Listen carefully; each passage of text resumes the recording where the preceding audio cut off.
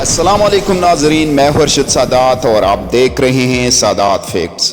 ناظرین، سادات facts channel میں خوش آمدید۔ دنیا میں ایک ایسا مرد بھی گزرا ہے جو اپنی زندگی میں کسی بھی عورت کو دیکھے بغیر مر گیا۔ مہیلو ٹولوٹوس 1858 میں پیدا ہوا۔ پیدائش کے کچھ گھنٹوں بعد ہی اس کی والدہ کا انتقال ہو گیا اور اسی کوہیتوس پر قائم خانقاہ کی سیڑھیوں پر لاوارث چھوڑ دیا گیا تھا۔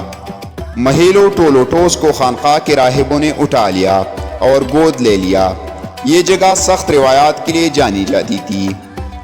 اس کا انوکھا اصول جو 10ویں صدی میں قائم ہوا، عورتوں کا اس علاقے میں داخل ہونا سختی سے منع تھا تاکہ یہ یقینی بنایا جا سکے کہ راہب خود کو مکمل طور پر روحانی روشن خیالی کے لیے وقف کر سکے۔ اس دیرینہ اصول جس کا مقصد راہبوں کی برہمی طرز زندگی کو برقرار رکھنا تھا، انہیں بیرونی دنیا کے تیز رفتار تبدیلیوں سے بھی بچانا تھا۔ اس طرح وہ کبھی کسی عورت کا سامنا کیے بغیر کار، ہوائی جہاز یا یہاں تک کہ ایک فلم دیکھے بغیر پروان چڑھا۔